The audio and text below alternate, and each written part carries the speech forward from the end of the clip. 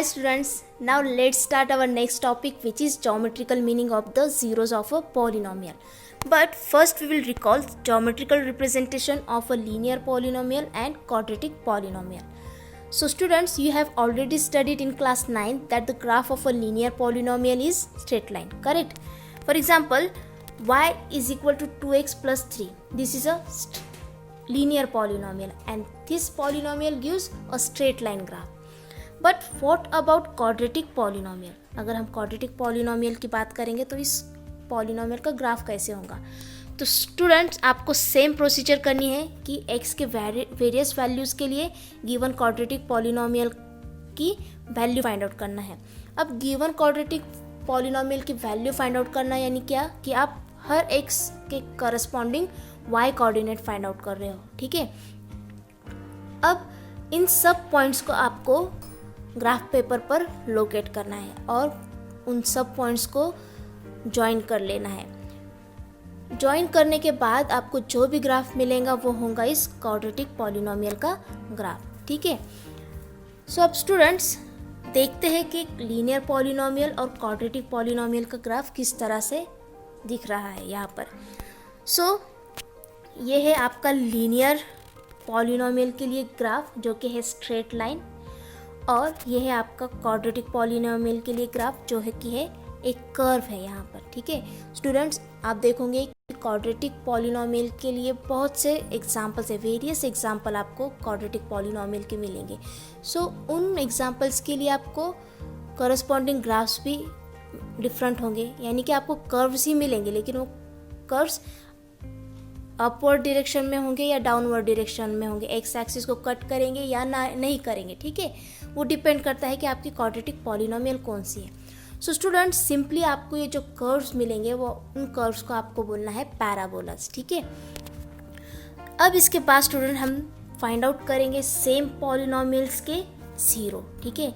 इन्हीं पॉलिनोमियल्स के हम ज़ीरो फाइंड आउट करने वाले हैं, ठीक है.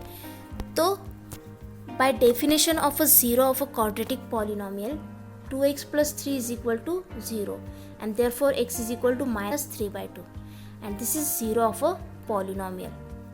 Similarly, x square minus 3x minus 4 is equal to 0 and this gives x is equal to minus 1 and x is equal to 4, and these are zeros of a given polynomial.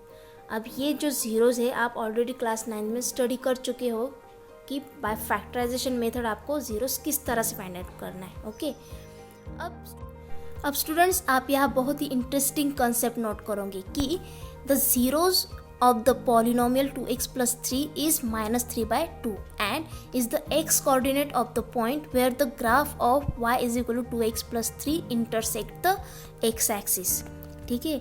अगर आप देखोगे कि ये जो स्ट्रेट लाइन है और ये जो एक्स एक्सिस है जिस पॉइंट को इंटरसेक्ट कर रहे हैं या ये जो जिस पॉइंट पर इंटरसेक्ट हो रहे हैं, इस पॉइंट का जो एक्स कोऑर्डिनेट है वही आपका ज़ीरो है गिवन पॉलिनोमियल का, करेक्ट. और similarly -1 and 4 are zeros of the quadratic polynomial and are the x coordinate of the points where the graph of x square minus 3x minus 4 intersect the x axis, ठीक है. जहाँ पर ये जो curve x axis को cut कर रहा है, तो जिस पॉइंट पे ये कट कर रहा है उस पॉइंट के जो एक्स कोऑर्डिनेट है वो एक्स कोऑर्डिनेट आपका गिवन पॉलिनोमियल का ज़ीरो है.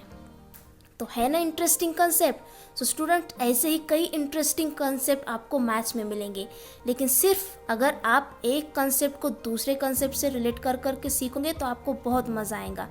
सो मैथ्स एक बहुत ही मज़ेदार सब्जेक्ट है स्टूडेंट्स.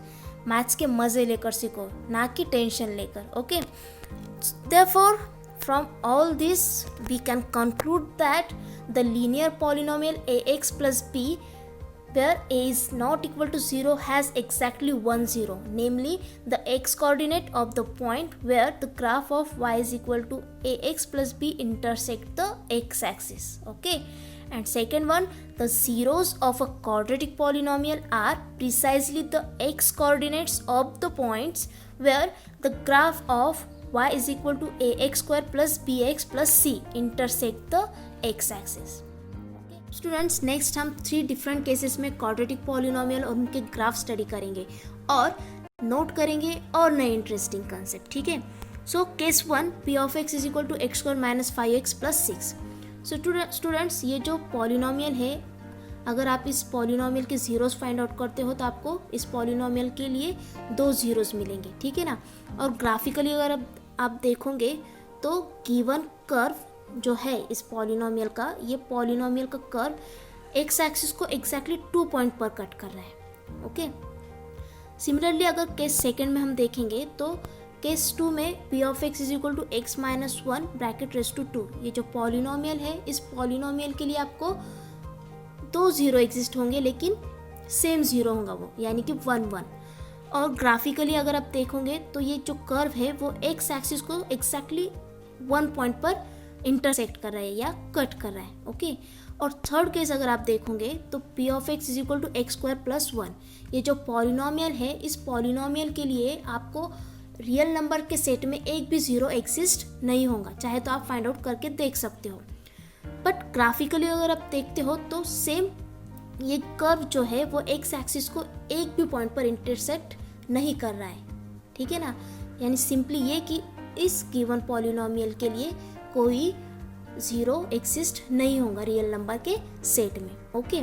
सो ओवरऑल स्टूडेंट अगर आप यह देखोगे तो बहुत ही इंटरेस्टिंग चीज़ आपको नोट करने मिलेंगी कि given a polynomial p of x of degree n, the graph of y is equal to p of x intersect the x axis at most n points, and therefore a polynomial p of x of degree n has at most n zeros, ठीक है, समझ में आया। Simply ये कि जो previously हमने 3 cases discuss किए क्वाड्रेटिक पॉलिनोमियल के लिए, तो फर्स्ट केस में हमने देखा कि क्वाड्रेटिक पॉलिनोमियल के लिए सिर्फ 2 जीरो एग्जिस्ट हुए, सेकेंड केस में सिर्फ एक ही जीरो एग्जिस्ट हुआ पॉलिनोमियल के लिए, और थर्ड केस में हमने देखा कि एक भी जीरो एग्जिस्ट नहीं हुआ।